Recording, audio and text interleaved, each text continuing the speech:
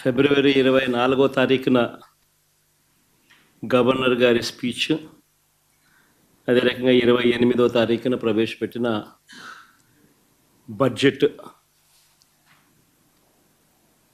వీటి అన్ని విషయాల మీద సుదీర్ఘంగా అసెంబ్లీలో ఎలాగూ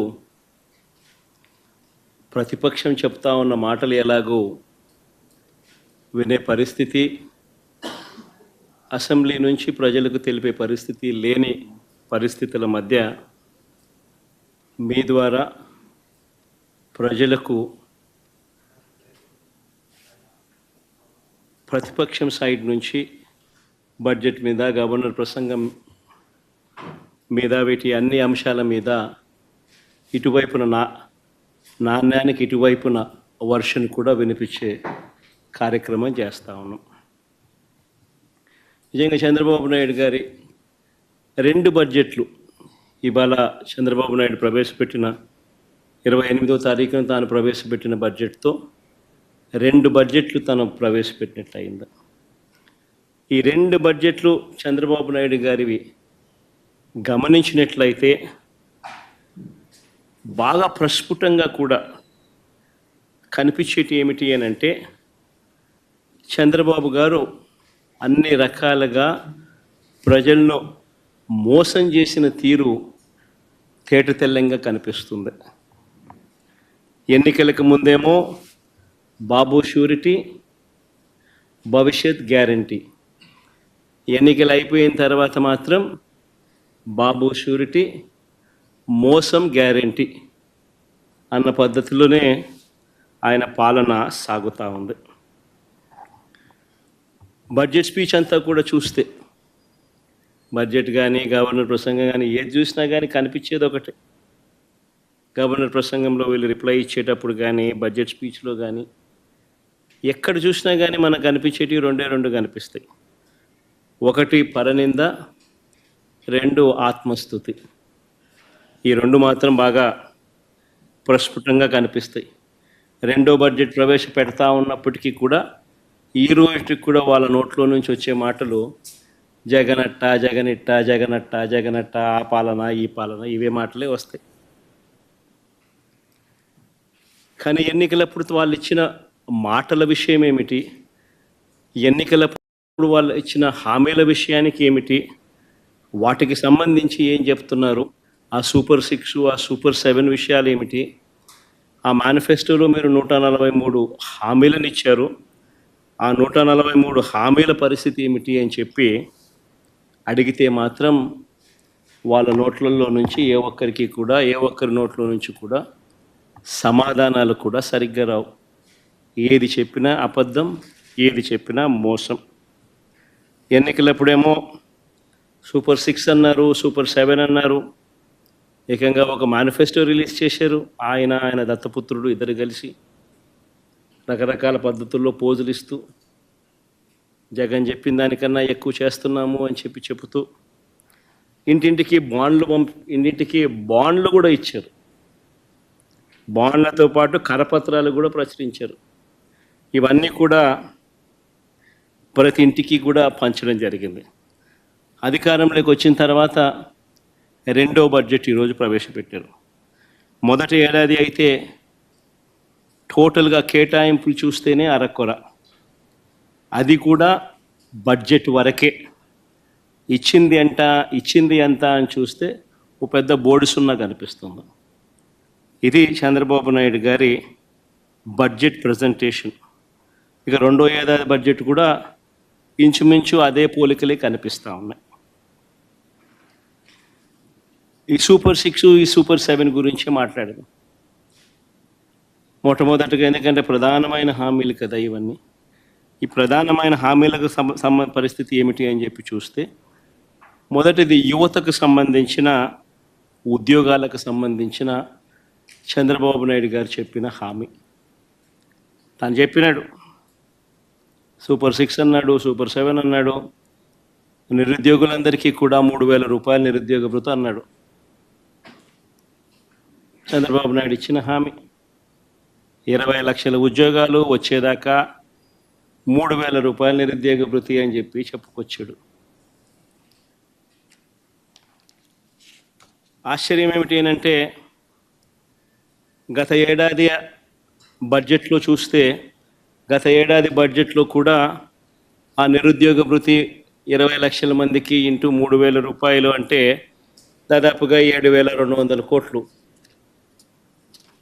దీనికి సంబంధించిన ప్రస్తావన అసలు పెట్టలేదు. నేరుడు సంవత్సరం ఈ సంవత్సరం బడ్జెట్లో ఏమైనా పెట్టాడంటే అది లేదు. పరిస్థితి గమనిస్తే రాష్ట్ర అసెంబ్లీలో గవర్నర్ గారి చేత ఇచ్చే స్పీచ్లో ఏకంగా గవర్నర్ గారి ప్రసంగానికి సంబంధించిన వర్షన్ తెలుగు కాపీస్ అన్నీ కూడా ప్రతి శాసనసభ్యుడికి కౌన్సిల్ సభ్యులందరికీ కూడా బుక్స్ కూడా పంపిణీ చేసి మళ్ళా అర్థం కాదేమో ప్రజలకు అని చెప్పి వాళ్ళు ఇచ్చిన దాంట్లో చూస్తే 4 లక్షల ఉద్యోగాలు ఇప్పటికే ఇచ్చేసాము. ఆల్రెడీ 4 లక్షల ఉద్యోగాలు ఈ 9 నెలల కాలంలోనే 4 లక్షల ఉద్యోగాలు ఈ 9-10 నెలల కాలంలోనే 4 లక్షల ఉద్యోగాలు ఆల్రెడీ ఇచ్చేసాము అని చెప్పి ఏకంగా బుక్కుల ద్వారా ప్రింట్ కొట్టి మరీ సర్క్యులేట్ చేశారు. ఒకసారి చూపించండి అమ్మా ఒకసారి. ఇది గవర్నర్ గారి ప్రసంగానికి సంబంధించిన కాపీ బుక్కు. ఇందులో ఆయన అన్న మాటలు, మా ప్రయత్నాలు ఇప్పటికే ఫలితాలను ఇస్తున్నాయనే విషయాన్ని పంచుకోవడానికి నేను గర్విస్తున్నాను. భారీ పెట్టుబడుల కోసం Google, Arcelor Mittal, Tata power, Greenko group, BPCL, TCS వంటి అనేక అంతర్జాతీయ దిగ్గజాలను ఆకర్షిస్తున్నాం. ఇప్పటి వరకు ఇన్వెస్టర్లు 6.5 లక్షల కోట్లు పెట్టుబడులు పెట్టారు మరియు 4 లక్షల మందికి ఉపాధి అవకాశాలు కల్పించబడినది. గవర్నర్ గారి చేత గవర్నర్ గారి ప్రసంగం అని చెప్తూ గవర్నర్ గారి పేరుతో ప్రచురితమైన పుస్తకం. ఇంతటితో ఆగిపోలేదు ఇలా అబద్ధాలు, ఇంతటితో ఆగిపోలేదు ఇలా మోసాలు. ఏకంగా ఈ బడ్జెట్ జరిగేటప్పుడే సోషియో ఎకనామిక్ సర్వే రిలీజ్ చేశారు. 2024-25కి సంబంధించిన రెండవ సోషియో ఎకనామిక్ సర్వే. ఇది రెండవ బడ్జెట్ కాబట్టి రెండవ సోషియో ఎకనామిక్ సర్వే కూడా రిలీజ్ చేశారు. 2024-25కి సంబంధించిన రెండవ సోషియో ఎకనామిక్ సర్వేలో వీళ్ళు దాంట్లో ఏకంగా ప్రింట్ కొట్టేశారు. ఏమని కొట్టారు? ఎంఎస్ఎంఈ సెక్టార్లో 2024-2025కి సంబంధించి ఏకంగా 27,07,752 ఉద్యోగాలు ఇచ్చేశారు. సోషియో ఎకనామిక్ సర్వే 2024-25 అసెంబ్లీకిలో పంచిపెట్టిన కాపీలు ఇవి, రిలీజ్ చేసిన కాపీలు.